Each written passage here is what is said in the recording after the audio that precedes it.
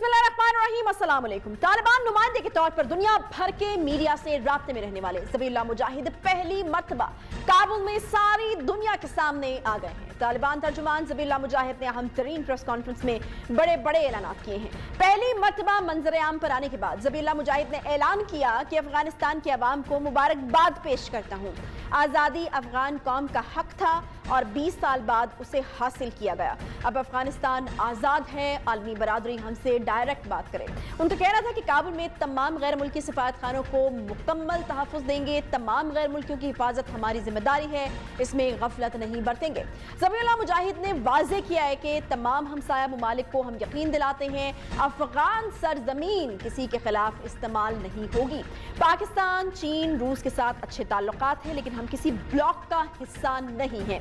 तालिबान तर्जुमान ने यह भी कहा कि बहुत जल्द अफगान कौम को काबिल कबूल सियासी क़यादत देंगे।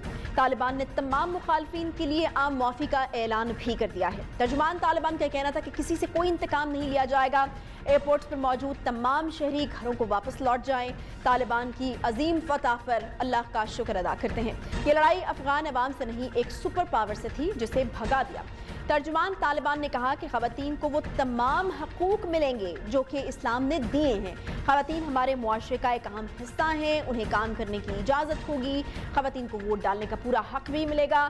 तर्जुमान तालिबान ने यह भी वाज़ेह किया कि तमाम अफ़गानों के मजहबी अक़ायद और रूहानी इक़्तिदार की कदर करते हैं। दुनिया हमारे इस्लामी क़वानीन का एहतराम करे। तालिबान क़यादत ने दो टोक ये पैगाम दिया है जी कि मीडिया आज़ाद लेकिन गैर जानिबदार रहे। इस अहम तरीन प्रेस कॉन्फ्रेंस में तर्जुमान तालिबान का यह भी कहना था कि अशरफ गनी लापता है, हमें उनका कुछ भी इल्म नहीं कि वो कहाँ हैं। तालिबान के नाम पर कुछ इलाकों में लूटमार की गई। लोगों की हिफाजत के लिए मजबूरन काबुल में हम दाखिल हुए। ज़बीहुल्लाह मुजाहिद ने अपनी प्रेस कॉन्फ्रेंस में दुनिया को मुखातिब करते हुए कहा कि अफगानिस्तान अब मनशियात से एक पाक एक मुल्क होगा, लेकिन उसके लिए बैनुल-अक़वामी इमदाद की ज़रूरत है। हमें मुतबादिल फ़ैसलों की ज़रूरत है। तर्जुमान तालिबान ने मुस्तक़बिल के लाएहमल पर तफसील से ब्रीफिंग दी है। दूसरी जानिब अफगानिस्तान पर तालिबान का कब्ज़ा मुकम्मल होने के बाद ज़िंदगी मामूल पर आ रही है। आहिस्ता आहिस्ता मार्केट्स और बाज़ार वहाँ पर खुल चुके हैं। आम मुआफ़ी के ऐलान के बाद सरकारी मुलाज़मीन दफ़ातर में पहुँच रहे हैं। जबकि बड़ी खबर ये भी है कि तालिबान के सीनियर रहनुमा मुल्ला अब्दुल गनी बरादर जो हैं वो 20 साल के बाद ख़ुसूसी तैयारे के ज़रिए कतर से अफगान शहर कांधार पहुँच गए हैं। इत्तलात ये भी हैं कि इन्हें अहम हुकूमती जिम्मेदारियाँ देने का फैसला भी हो चुका है।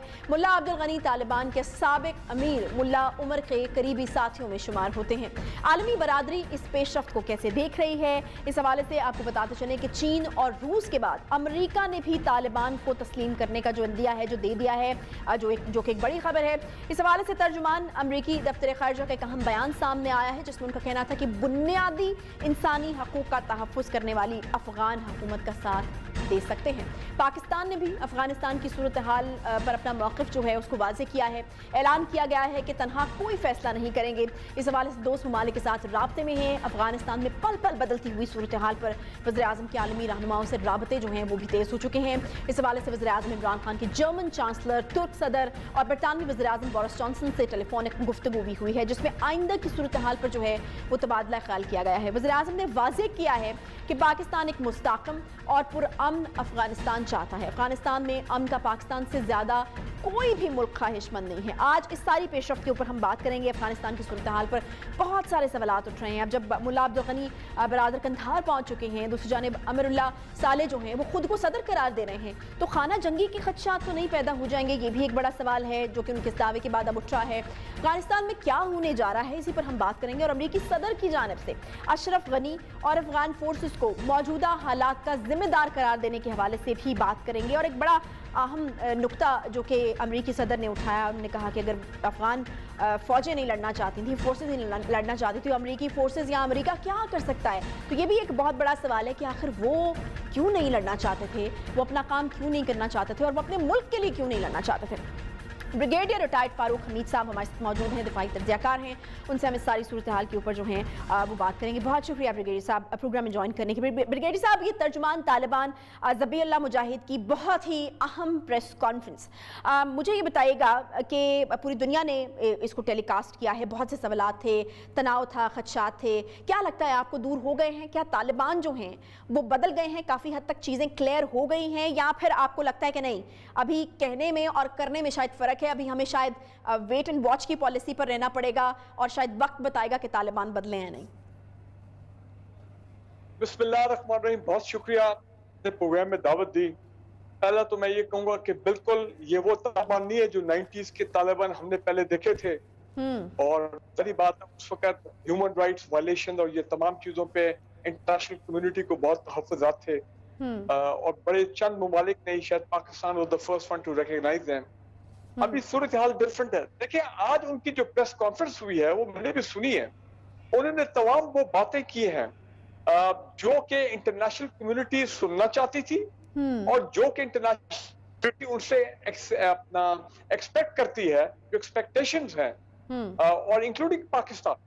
तो मैं समझ कि उन्होंने कोई ऐसी नेगेटिव बात नहीं की, सब बातें उनकी पॉजिटिव थी, खासकर ह्यूमन राइट्स के बारे में। उन्होंने इंटरनेशनल कम्युनिटी के तहफ़्फ़ुज़ात जो पिछले 2-3 दिन से फिर उनके खिलाफ, अफगान तालिबान के खिलाफ एक कैंपेन हो गया था, उन्होंने they've tried to put all those reservations और डाउट्स जो है इंटरनेशनल कम्युनिटी के एड्रेस। ह्यूमन राइट्स, खवातीन की आपने तो पूरी लिस्ट अपना पूरी लिस्ट सुना दी, स्पेशली खवातीन, उनकी वर्किंग कंडीशन, बच्चों की एजुकेशन। आप देखें कि 90s में तो मीडिया नहीं था, अब तालिबान भी समझ गए हैं कि भाई ये तो मीडिया की दुनिया है, इसी मीडिया को वो कल से इस्तेमाल कर रहे हैं to communicate with outside world, और दुनिया उनको सुन रही है, दुनिया उनको देख रही है। मैं समझता हूँ कि ये ठीक नहीं होगा कि अगर हम ये कहें कि नहीं जनाब, ये सिर्फ एक किस्म का हमें एक हमारे साथ धोखा हुआ गया इस प्रेस कॉन्फ्रेंस में, या गलत बयानी की है, या they trying to make a fool out of the international community. मेरा ख्याल नहीं, ये तालिबान अब जो आए हैं, दे आर पॉलिटिकली मैच्योर्ड, इनका कम्प्लेक्शन बदल गया है, इनकी सोच बदल गई है, इनकी सोच पॉजिटिव है।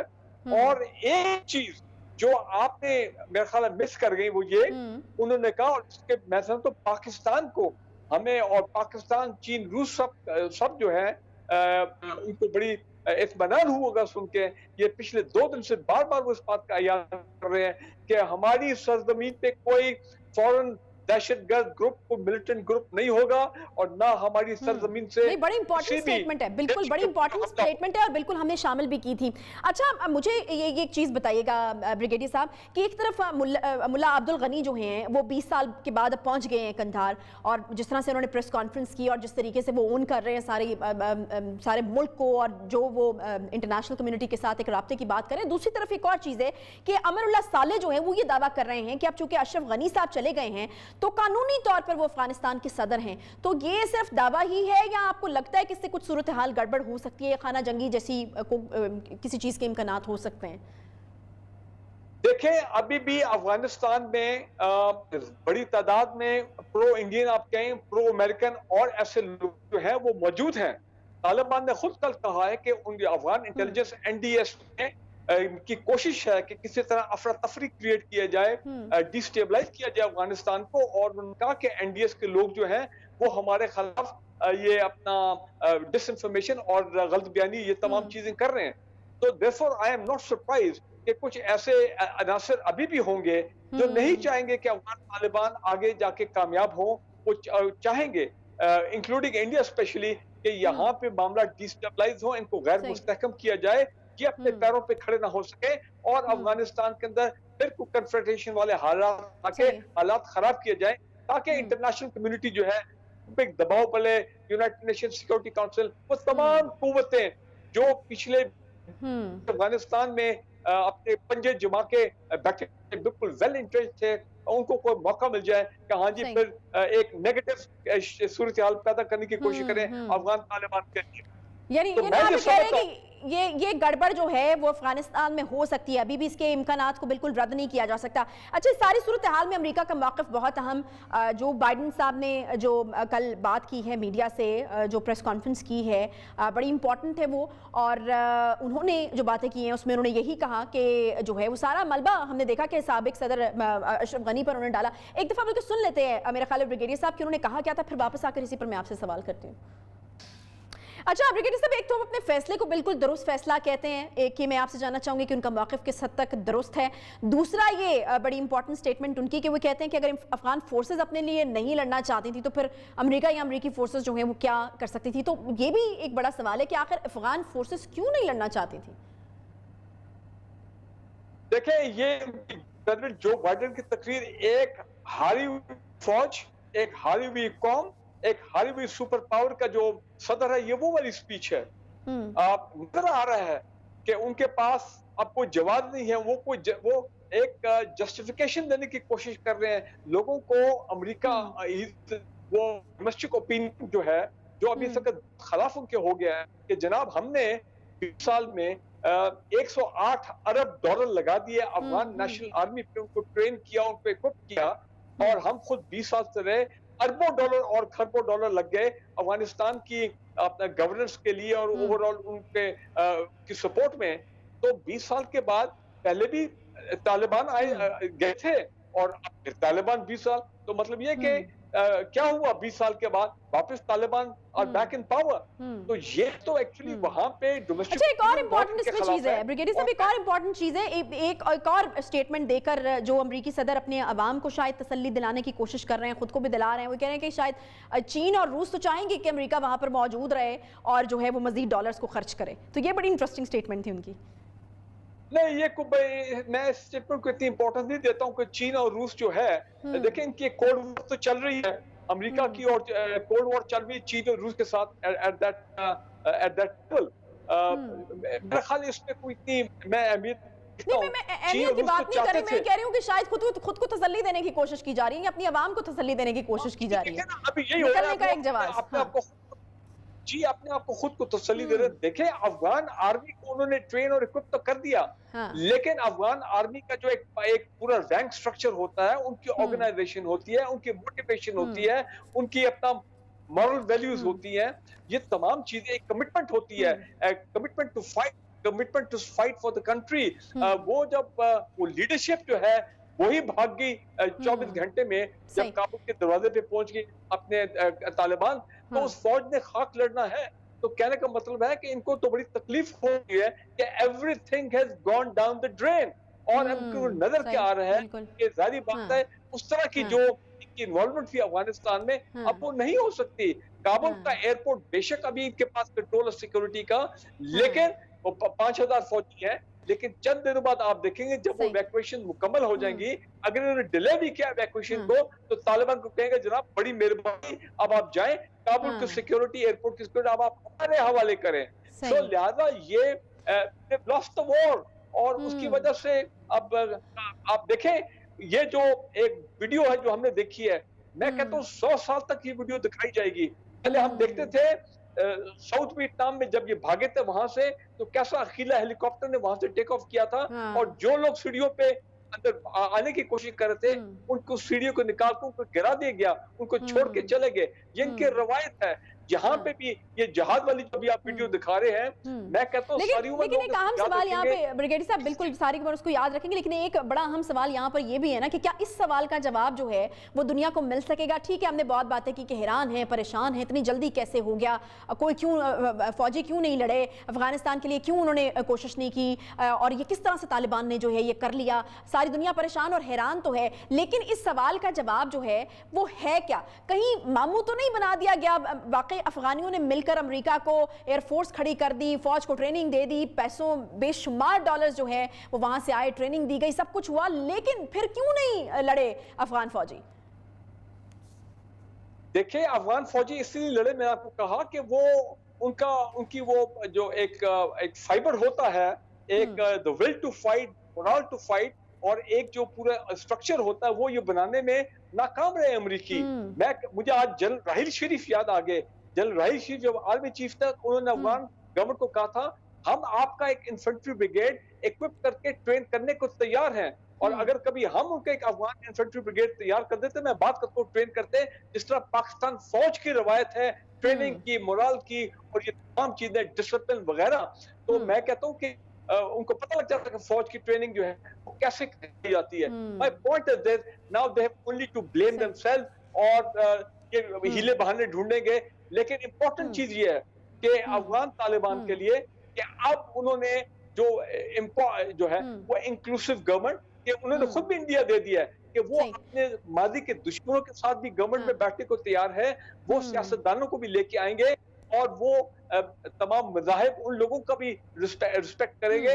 तो अगर इस किस्म की ब्रॉड बेस कोई सेटअप आ जाता है, और जो जल्द आना चाहिए, इसमें महीना नहीं लगना चाहिए, चंद दिनों में ये फैसला हो जाना चाहिए, फिर आप देखेंगे कि इंशाल्लाह पाकिस्तान भी, रूस भी, चीन भी, वो तमाम ममालिक, ईरान, जिन्होंने अभी तक अपनी एम्बेसी वहां बंद नहीं की है और कहा कि हमारी एम्बेसी फंक्शन करती रहेगी, मेरी नजर में that is a tacit approval, that is a tacit recognition of the change. लेकिन ब्रिगेडियर साहब, हमने देखा कि वक्त ने साबित किया है कि जो चीज़ें पाकिस्तान, जो बातें पाकिस्तान करता है अफगानिस्तान के ऊपर, वो वक्त ने उनको दुरुस्त साबित किया है। मैं एक शॉट पहले दिखाना चाहूँगी, वज़ीर आज़म साहब की एक मुलाकात हुई थी साबिका जो अमरीकी सदर हैं उनसे, सदर ट्रंप से, और उनसे जो बात की थी उन्होंने, वो क्या बात की थी पहले वो देखते हैं, उसके बाद फिर मैं वापस इसी सवाल के साथ आपके पास आऊँगी।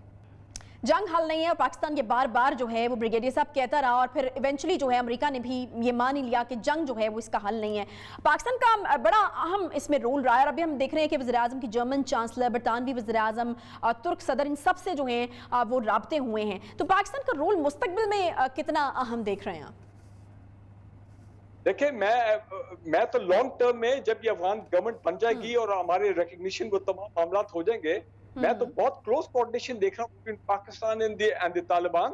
वो इस सेंस में कि सेंट्रल, हमारा एक्चुअल मकसद क्या है, एंड मकसद कि जनाब अफगानिस्तान में अमन हो, स्टेबिलिटी और सिक्योरिटी वहां पे हो, तो एक नॉर्मल मुल्क की तरह वो आगे चले, ना कोई वहां पे झगड़ा हो, ना कोई सिविल वॉर हो, ना आपस में कोई ऐसे मामला हो, क्योंकि वो उनके लिए बेहतर है, हमारे लिए इसलिए बेहतर है कि सेंट्रल एशिया से हमारी एक रीजनल कनेक्टिविटी है, इकोनॉमिक कनेक्टिविटी है।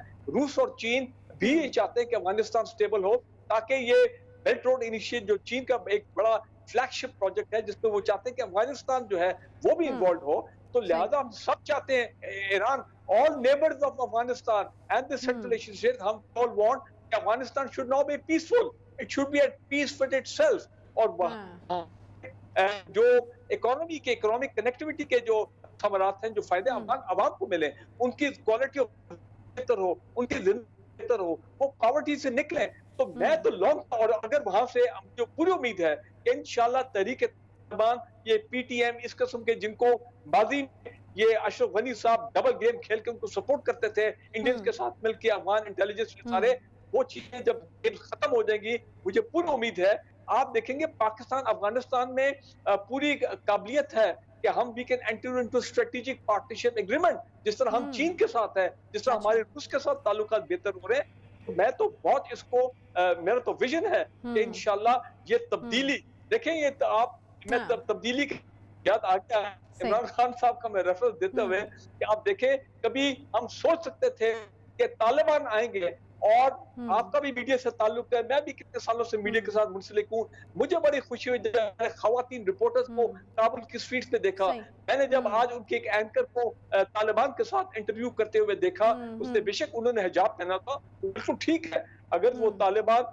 इस्लामिक शरीयत को मॉडरेटली एनफोर्स करते हैं, ज्यादा एक्सट्रीमिज्म की तरफ नहीं जाते, और खवातीन वहां पे हिजाब पहनती हैं, तो there is nothing, there is no harm in that, ये अपना उनका कानून है, तो बिल्कुल हमें उसको इतनी ब्रिगेडियर साहब एक और फरीक भी है जो कि ये रोना रो रहा है कि उसको पूछा नहीं जा रहा, और उसको हम किस तरह से भूल सकते हैं, क्योंकि अमेरिका तो गिनवा सकता है ना कि उसने कितने डॉलर्स जो हैं वो अफगानिस्तान में लगाए थे। वो फरीक ऐसा है कि वो शायद गिनवा भी नहीं सकता, क्योंकि उसने तो खुफिया बहुत ज़्यादा पैसा जो है वो अफगानिस्तान में लगाया, पाकिस्तान के खिलाफ लगाया, भारत। तो इस वक्त वो कहाँ पर खड़ा है? उनका तो रोना धोना ही नहीं खत्म हो रहा। वो national security adviser Moeed Yusuf साहब ने एक जुमला बोला था परसों, उन्होंने कहा उनको इंडियंस को सांप सूख गया, उनका इंडियन मीडिया परेशान हो गया कि ये हमारे साथ हुआ क्या है। they totally finding it unbelievable। देखिए अमेरिकन भी ये कह रहे थे, इनिशियल असेसमेंट थी आज से 6 दिन पहले, ये 90 दिन के करीब लगेंगे तालिबान को काबुल पहुंचते हुए। वो जनाब 90 दिन क्या, वो 90 घंटे में वो पहुंच गए और वहां पे सारा मामला सब कुछ उल्टा हो गया। इंडियंस जो चाह रहे थे, बेशक उन्होंने 3-4 अरब डॉलर इन्वेस्ट किए हैं कुछ इंफ्रास्ट्रक्चर में, डैम में, उनकी जो नेशनल सिटी की बिल्डिंग वो उन्होंने बनाई वगैरह वगैरह, लेकिन इंडियंस के अज़ाइम ये थे, अज़ाइम उनके ये थे कि अफगानिस्तान की सरजमीन को इस्तेमाल करेंगे पाकिस्तान के खिलाफ दहशतगर्दी। उसमें वो हद तक मैं समझता हूँ कामयाब भी हुए, क्योंकि पिछले कई सालों से आप देखें बलूचिस्तान हो, केपी में उन्होंने उन मिलिटेंट ग्रुप्स को इस्तेमाल किया अपने प्रॉक्सीज को पाकिस्तान के खिलाफ। मैं ये समझता हूँ कि अब उनके कितनी पिछले 3 दिन में मैं कहता हूँ कई मरतबा ये स्टेटमेंट आ चुकी है अफगानिस्तान की तालिबान लीडरशिप से, हम अब ये तमाम चीजें नहीं होने देंगे। मेरे खुद अफगानिस्तान की सरजमीन किसी के खिलाफ इस्तेमाल नहीं होने देंगे। Very important statement obviously. बहुत शुक्रिया ब्रिगेडियर रिटायर्ड फारूक हमीद साहब, दिफाई तज्जियाकार जो हैं वो हमारे साथ मौजूद थे और बड़ा डिटेल्ड उन्होंने एक तज्जिया जो है वो अफगानिस्तान के हवाले से, उसकी सिचुएशन के हवाले से, आगे फ्यूचर में क्या होने वाला है, और उनका ये मानना है कि शायद अब जो तालिबान आए हैं वो समझते हैं कि मीडिया का दौर है और वो बदले हुए तालिबान हैं, वो मैच्योर्ड तालिबान हैं। एक छोटा सा यहाँ पे ब्रेक लेंगे, ब्रेक के बाद वापस आते हैं साथ में।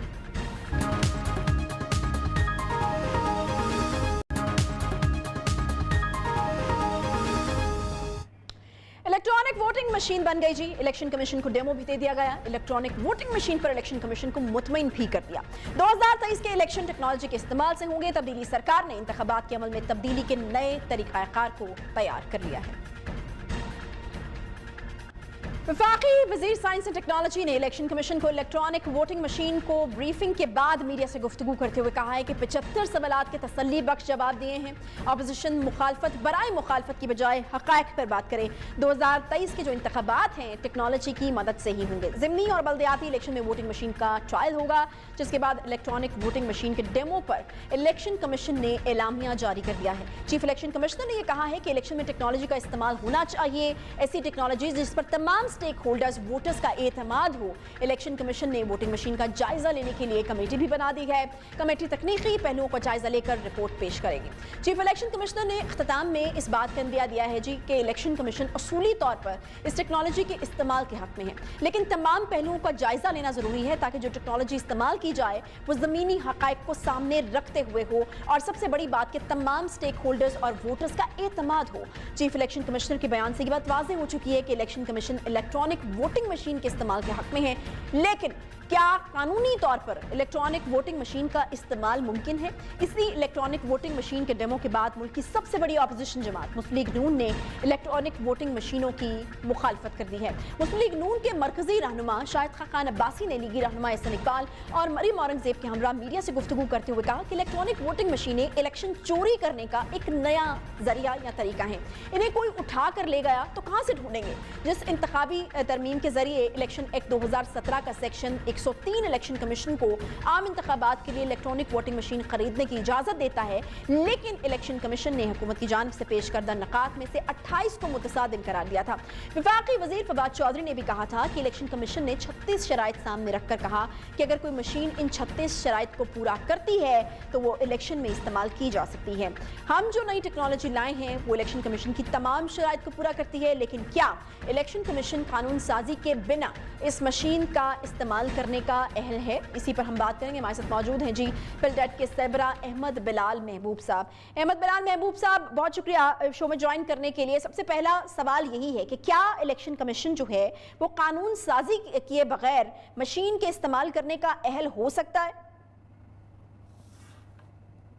देखिए, जहाँ तक कानून का ताल्लुक है, एक ऑर्डिनेंस तो जारी हो चुका है और वो ऑर्डिनेंस मेरी मालूमात के मुताबिक इस वक्त तक फील्ड में है, यानी वो एप्लीकेबल है, वैलिड है, और अभी उसको वो असेंबली से अप्रूव कराने की कोशिश कर रहे हैं कि एक्ट ऑफ पार्लियामेंट के जरिए, वो भी नहीं हुआ है।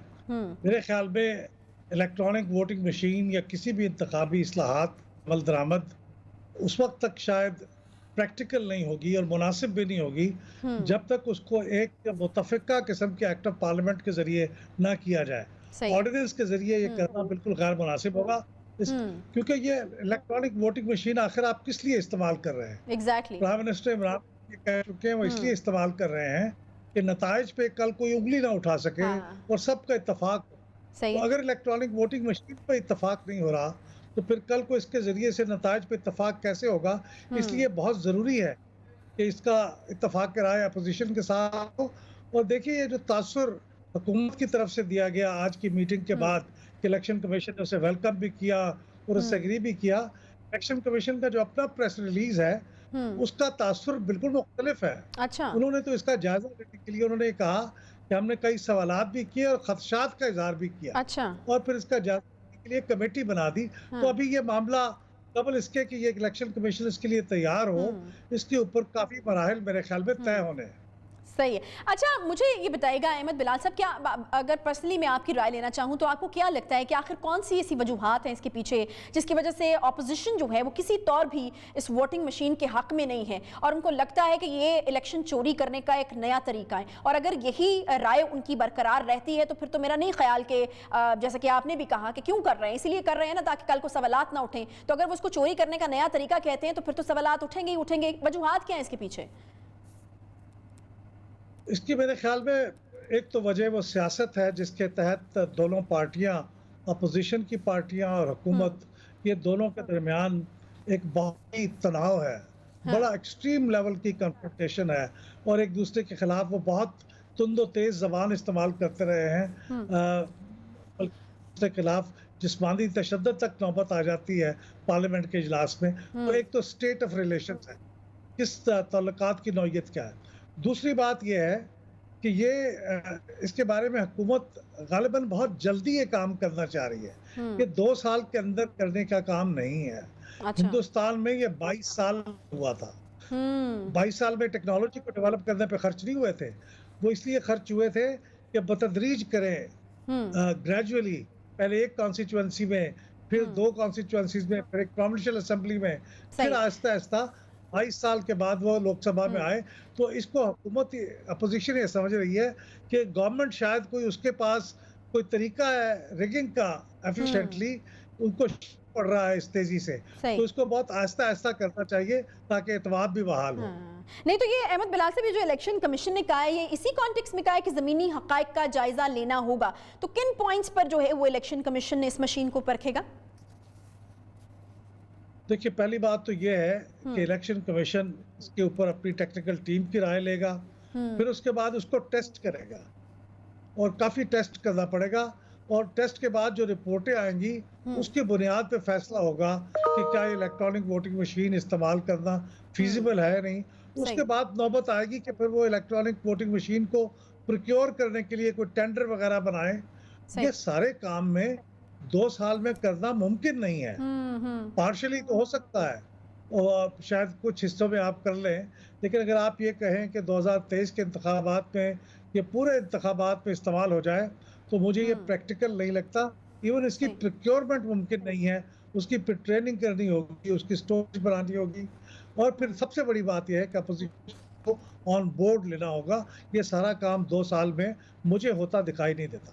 اچھا بالکل ہمیں یاد ہے احمد بلال صاحب کہ ایک جو سجیشن ہے وہ اپوزیشن کی طرف سے بھی آئی تھی، انہوں نے کہا تھا کہ یہ بالکل جیسا کہ آپ نے بات کی، ان کی طرف سے کہا گیا تھا کہ پورے ملک میں ایک دم سے اس مشین کے اوپر الیکشن کرانا مناسب بات نہیں ہے، اور پہلے 1 حلقہ پھر 2 حلقے، اس طریقے سے جب آپ شروعات کرتے ہیں اور پھر اس کے نتائج کو آپ دیکھتے ہیں پھر آپ کو پتہ چلتا ہے۔ تو ان کے یہ والے خدشات بھی تھے کہ اگر کسی حلقے میں ایک الیکشن کرائے جائیں اور اس کے بعد اس کے ریزلٹس ہمارے سامنے آئیں، ان کو ہم دیکھیں، اس کے بعد پھر ہو سکتا ہے کہ ہم جو ہیں وہ اس کے بارے میں غور و فکر کریں۔ تو اس طرح کی بات بھی جو ہے وہ اپوزیشن کی طرف سے کی گئی ہے۔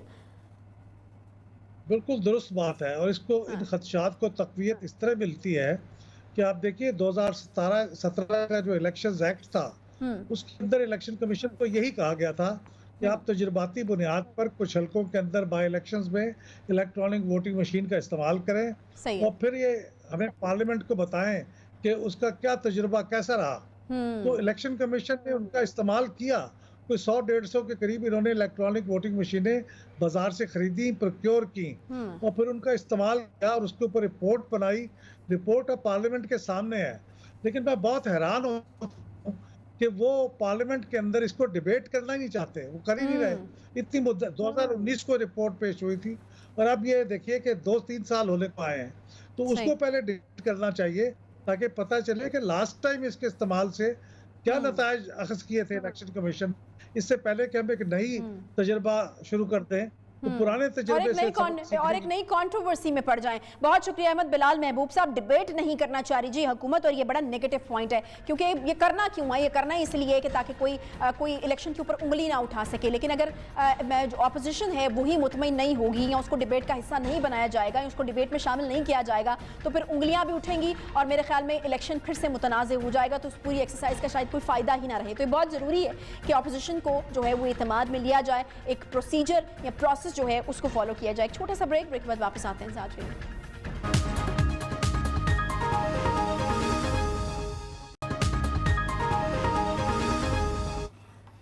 Welcome back.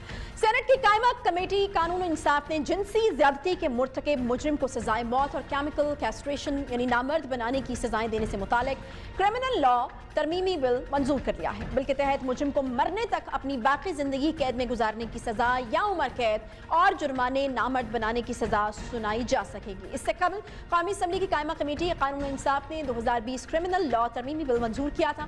موٹر وے زیادتی کیس کے بعد وزیر اعظم عمران خان نے زیادتی کے بڑھتے ہوئے واقعات کی وجہ سے کیمیکل کیسٹریشن کی تجویز دی تھی. آج 10 مہینے کے عرصے کے بعد سینٹ کی قائمہ کمیٹی نے اسے منظور کیا ہے. اب یہ بل سینٹ میں پیش کیا جائے گا, جس کے پاس ہونے کے بعد قومی اسمبلی میں اس کو منظور کرنے کے لیے پیش کیا جائے گا.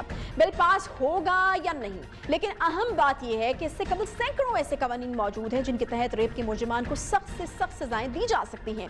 کیا ریپ جیسے جرم کو ختم کرنے کے لیے نئے قوانین کی ضرورت ہے, یا اس سے متعلق پہلے سے موجود جو قوانین ہیں ان کو لاگو کرنے یا ان کے اطلاق کے طریقہ کار کو بہتر بنانے کی ضرورت ہے؟ اور یہ میں آپ کو بتاؤں ایک بہت لمبی ڈیبیٹ ہے اس کے اوپر کہ کیا نیا قانون جو ہے وہ آنا ضروری ہے, کیونکہ اس بارے میں بہت بات ہوتی ہے جی کہ قانون بنائے جائیں, اسمبلی میں بل پیش کیا جائے, یہ کیا جائے, وہ کیا جائے, لیکن جو پہلے سے قوانین موجود ہیں ان کے اوپر ہی جب عمل نہیں ہو رہا, اور اصل بات تو پریکٹیکل اس کا امپلیمنٹیشن ہی ہے, اصل بات تو اس کے اوپر عمل ہونا ہی ہے.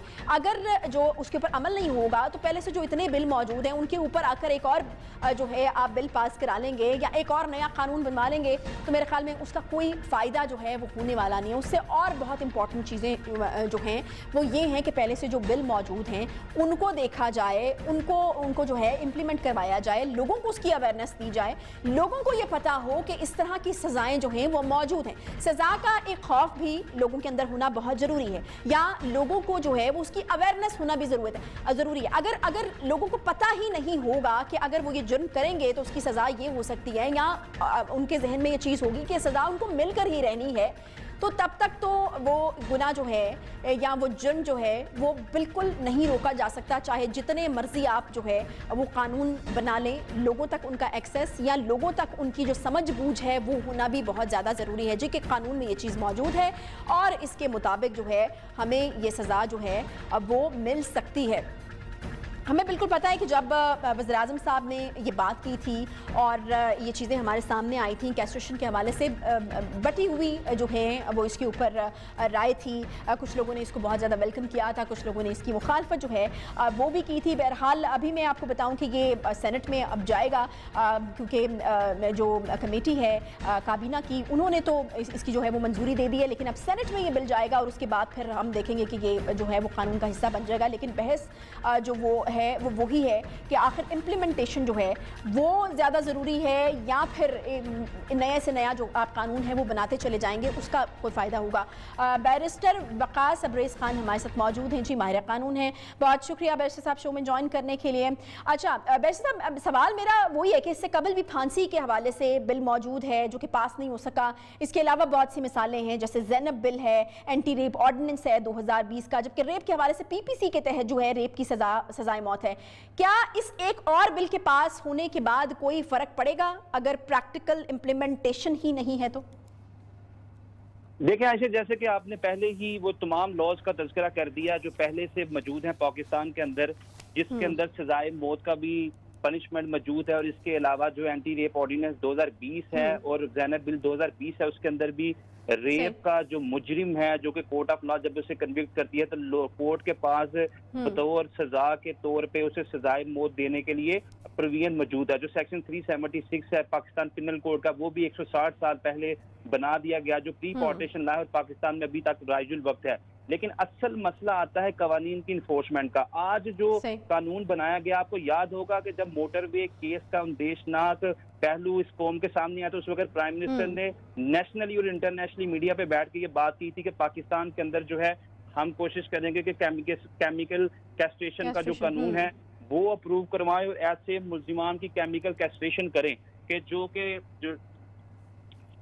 कि ज्यादतियां करते हैं और बच्चियों के साथ जिनसी तशद्दुद करते हैं। तो मैं ये समझता हूँ कि ये इस तरह के कवानीन जो है वो बनना हमारे माशरे के बहुत जरूरी है। अच्छा। और दूसरी बात है जो आपने बात की कि इसकी इन्फोर्समेंट जो है उसका तयन करना बहुत जरूरी है, चूंकि लॉ तो बना दिए जाते हैं। 2016 से लेकर 2021 तक 1 दर्जन के करीब कवानीन जो है पाकिस्तान में विमेन को प्रोटेक्शन देने के लिए, जिनकी हरासगी से बचाने के लिए, रेप से बचाने के लिए वो एस्टेब्लिश किए गए। But this is very unfortunate कि जहां इन्फोर्समेंट की बात है, की बात है, वो सिफर है। लिहाजा ये जो बनाया गया है आज, ये बिल जो पास कर लिया गया है, दोबारा इस पे गौर होश की जाए। प्रैक्टिकल इम्प्लीमेंटेशन के अलावा एक और चीज जिसका मैंने अभी अपने इब्तिदाइये में जो है मैंने उसको कहा भी, ये कितना जरूरी है कि जो हमारे कवानीन में सजाएं मौजूद हैं उनकी अवेयरनेस हो लोगों को, क्योंकि अगर अवेयरनेस होगी कि जी ये जुर्म करेंगे और ये सजा मौजूद है कानून में और ये मिल जानी है, तो फिर भी जुर्म को जो है वो कंट्रोल किया, तो सजा का एक खौफ जो है वो कितना जरूरी है? वो बहुत जरूरी है। लोग जानते हैं कि 376 भी मौजूद है, बहुत बड़े पैमाने पे लोगों को पता है कि ज्यादती की जो सजा है वह सजाए मौत है, लेकिन उनको दूसरी बात ये पता है कि हमारा सिस्टम जो है इसके अंदर प्रोसिक्यूशन, इन्वेस्टिगेशन, इंटेरोगेशन के प्रोसेस के अंदर इतने ज्यादा लूप होल्स हैं, डिफेक्ट्स हैं, जिसकी वजह से एक बंदा जिसने हकीकी तौर पे रेप किया है वो भी इस लॉ, इस सिस्टम के अंदर जो है वो बच निकलता है। चूंकि हमारे लीगल क्रिमिनल जस्टिस सिस्टम में जो बेनिफिट ऑफ डाउट है डेट बेस्टोज अक्यूज पर्सन, तो पुलिस की इन्वेस्टिगेशन और इंटेरोगेशन जब क्वालिटेटिव नहीं होती तो उसका अल्टीमेट बेनिफिट जो है वो अक्यूज पर्सन को चला जाता है, कोर्ट ऑफ लॉ में वो छूट जाता है। लोग इस सिस्टम पे लान तान करते हैं, अदालतों पे लान तान करते हैं। लिहाजा मैं ये समझता हूं कि सबसे पहले इस सिस्टम के अंदर, स्पेशली जो प्रोसिक्यूशन के अंदर, जब तक आप रिफॉर्म्स नहीं करेंगे, आप केमिकल स्टेशन का लॉ ले आए, आप सरेआम फांसियों का कानून ले आए, सरेआम फांसियां या नामर्द उसे बनाएंगे जिसे अदालतें कन्विक्ट करेंगी, लेकिन अदालतें कन्विक्ट तो तब करेंगी जब इन्वेस्टिगेशन और प्रोसिक्यूशन जो है वो विक्टिम को सपोर्ट करेगी। लेकिन यहाँ पे जो लूप होते हैं, जो डिफेक्ट्स हैं, उसका अल्टीमेट जो बेनिफिट है वो अक्यूज पर्सन को चले जाता है। सही है, ठीक है। यानी इसका यही मतलब है कि जितने मर्जी जो हैं वो कवानीन बना लिए जाएं, अगर आप सिस्टम को ठीक नहीं करेंगे जिससे गुजर कर एक शख्स ने अपने मंतकी अंजाम को पहुंचना है, तो फिर तो कभी भी वो जो है वो नहीं पहुंच सकता, बिकॉज सिस्टम में इतने लूप होल्स हैं कि वो कभी भी उस सज़ा तक नहीं पहुंच सकता जो जुर्म जो है वो उसने किया हुआ है। बहुत शुक्रिया बैरिस्टर अब्रेज खान साहब, माहिर कानून। बैरिस्टर साहब, आप कुछ कहना चाह रहे हैं? जी, मैं एक बात कहना चाहूंगा कि इससे पहले भी 2020 के अंदर अली मोहम्मद साहब ने भी सरेआम फांसियों के हवाले से एक बिल टेबल किया था, that was the non binding resolution before the national assembly. और इसी तरह 2 फरवरी 2021 में भी सरेआम फांसियों के हवाले से सेनेट की कायमा कमेटी ने ही एक लॉ पास किया था, लेकिन अनफॉर्चुनेटली ये सिर्फ और सिर्फ कायमा कमेटी की रहता है और उसकी रद्दी की टोकरी की नजर कर दिया जाता है। मैं ये समझता हूं जब तक इसकी इन्फोर्समेंट यकीनी बनाई जाएगी, इन कागज के फूलों से कभी खुशबू नहीं आएगी। लिहाजा आप मुल्जिमान को तब तक, जो स्पेशली जो criminal which they are in making, जो गिल्टी माइंड, जो गंदी दबीज सोच रखते हैं, उनको आप तब तक एक इम्पैक्ट या इंप्रेशन नहीं दे सकते जब तक आप इनको सजाएं नहीं देंगे।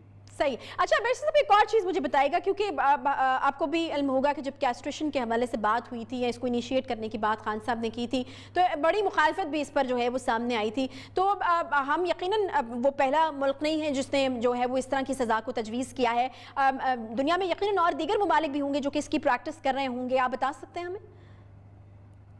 जी, इसके अलावा बहुत सारे ममालिक हैं जिनके अंदर ये प्रैक्टिस की जाती है। और एंशियंट सोसाइटी के अंदर अगर हम यूके की, यूएसए की बात करें, वहां पे भी सरेआम फांसी भी दी जाती थी और इसकी संगीन सजाएं दी जाती थी। लेकिन with the passage of time चूंकि वो सिविल केस बन चुकी हैं, اس لیے ان سٹیٹس کے اندر جو ہے سزائیں تو موجود ہیں لیکن ٹھیک ہے۔ اس طرح کے offenses کی تعداد یا مقدار کم ہے۔ ٹھیک ہے جی، بہت شکریہ بیرسٹر ابریز خان صاحب، ماہر قانون ہمارے ساتھ موجود تھے۔ اس کے ساتھ ہی پروگرام کا وقت یہاں پر ختم ہوتا ہے، انشاءاللہ آپ سے کل ملاقات ہوگی۔ خیال رکھیے اپنا، اللہ حافظ۔